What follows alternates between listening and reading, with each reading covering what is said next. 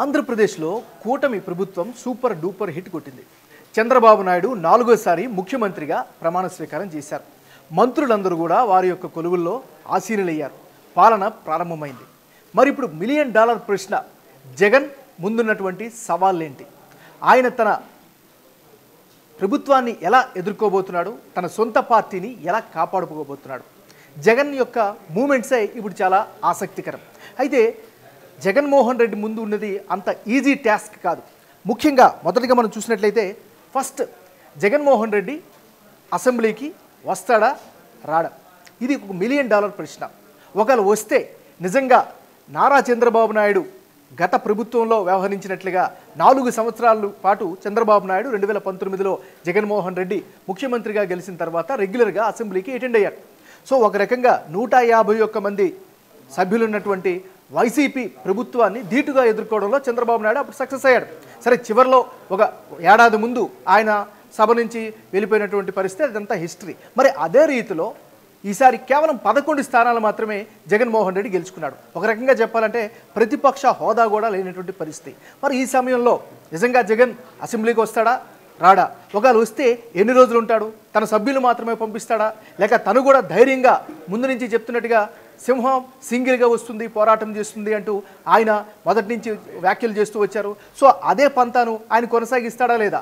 ఇదనేది ఒక $1 మిలియన్ ప్రశ్న. దీనికి ఆయన సమాధానం చెప్పాల్సినటువంటి పరిస్థితి ఉంటుంది. ఇక రెండో విషయంకి వస్తే, ఈ మధ్యకాలంలో అంటే గత వారం 10 రోజులుగా ఆంధ్రప్రదేశ్లో జరుగుతున్నటువంటి పరిణామాలు, అంటే ఒక రకంగా తమిళనాడు పాలిటిక్స్ వస్తున్నాయి అనేటటువంటి ఒక ఊహాజనితమైనటువంటి ఒక చర్చ అయితే జరుగుతూ ఉంది. సో అది నిజం కాకూడదని మాత్రం మనం కోరుకుందాం. అయితే వైసీపీ నాయకుల మీద, కార్యకర్తల మీద దాడులు జరుగుతున్నాయి. సో ఇది కరెక్ట్ కాదు, దీన్ని ఖచ్చితంగా తప్పుపడుతున్నాం, ఇది సరైనటువంటి పద్ధతి కాదంటూ జగన్మోహన్ రెడ్డి పదే పదే చెప్తూ ఉన్నారు. ఆ పార్టీ నాయకులు కూడా ఆరోపిస్తూ వస్తున్నారు.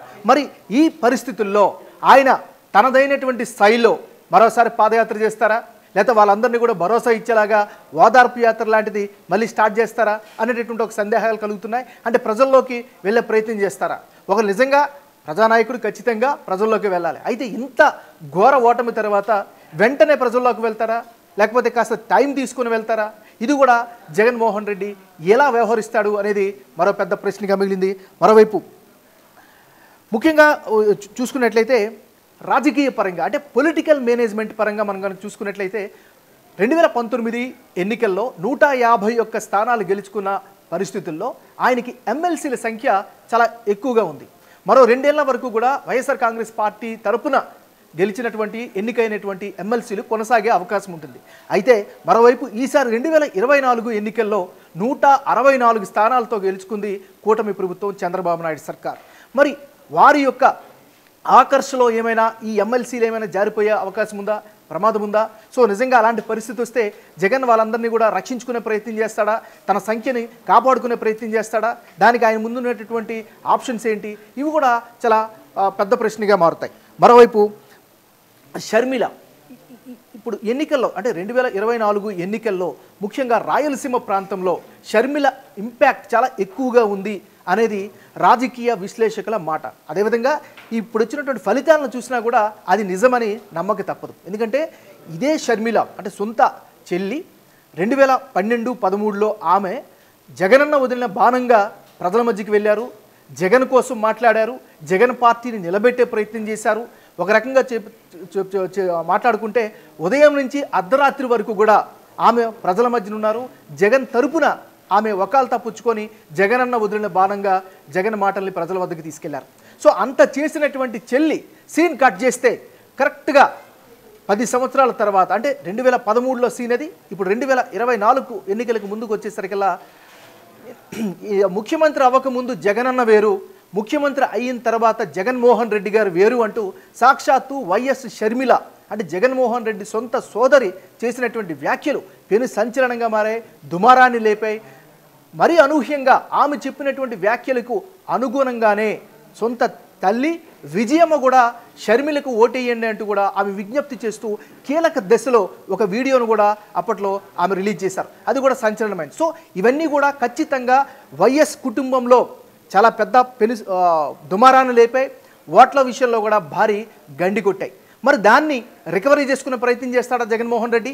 అంటే మాట తప్పను మడమ తిప్పను అనేటటువంటి ధోరణిలో ఉన్నటువంటి జగన్మోహన్ రెడ్డి సరే అయ్యిందేదో అయ్యింది, ఈసారి ఖచ్చితంగా కలిసి వెళ్దాం, డ్యామేజ్ని కాస్త తగ్గించుకుందాం అనే ప్రయత్నం చేస్తాడా, షర్మిలని దగ్గర తీసుకుంటాడా అనేది కూడా ఒక చూడాల్సినటువంటి అంశంగా మారుతుంది.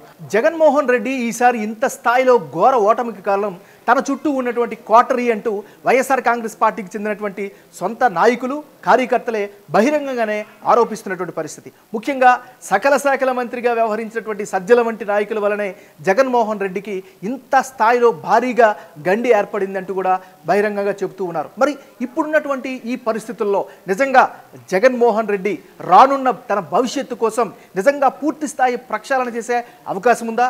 తన చుట్టూ ఉన్నటువంటి క్వార్టరీని పూర్తిగా మార్చే అవకాశం ఉందా? లేకపోతే క్లాస్ పీకి ఊరుకుంటాడా? లేదా ఆయన్ని దూరంగా పెడతారా? లేదా వాళ్ళ స్థానంలో నిజమైనటువంటి కార్యకర్తల్ని లేదా వైఎస్ఆర్ కాంగ్రెస్ పార్టీ మేలు కోరినటువంటి వాళ్ళని లేదా ఆయన జైల్లో ఉన్నప్పటి నుంచి పార్టీతో కలిసి నడిచినటువంటి వాళ్ళందరినీ కూడా దగ్గర చేసుకుంటాడా? ఇవన్నీ కూడా మరో పెద్ద ప్రశ్నగా కూడా కనిపిస్తుంది. 2019 నుంచి 2024 వరకు కూడా ఇప్పుడు అధికార పక్షంలోకి వచ్చినటువంటి తెలుగుదేశం పార్టీ అప్పుడు ప్రతిపక్షంలో ఉండేది.